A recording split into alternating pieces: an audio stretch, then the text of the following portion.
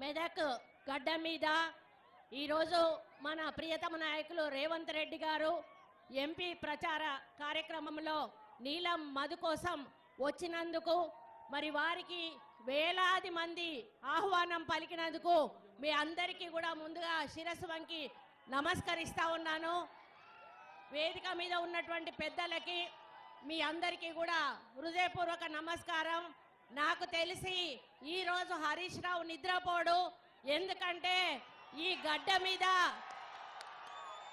గడ్డ మీద నాకు ఎదురు లేదు, నేను చెప్పిందే వేదం, ఇది నా అడ్డా అని ఇన్ని రోజులు మరి అనుకున్నటువంటి వ్యక్తి.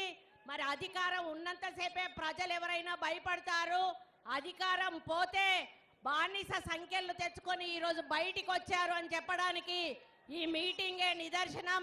అన్నా ఇక్కడ హరీష్ రావు బాధితులు కోకొల్లలుగా ఉన్నారన్నా, ఎప్పుడు అవకాశం వస్తే ఆయన మీద పగ తీర్చుకుందామా అనేటువంటి పద్ధతిలో ఉన్నారు. ఈరోజు వాళ్ళకు అవకాశం వచ్చింది.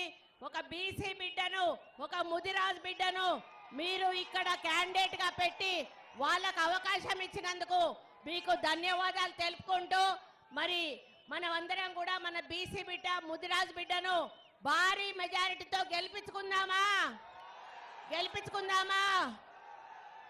మన బీసీ నాయకులందరూ చేతులెత్తండి. బీసీలు ఎంతమంది ఉన్నారు? ఇంతమంది ఉన్నాం.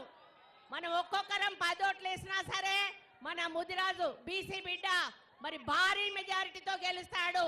1,00,000కు తక్కువ కాకుండా మెజారిటీ తీసుకురావాల్సిన బాధ్యత మనందరి మీద ఉందని తెలియజేసుకుంటూ, బీసీల ఐక్యత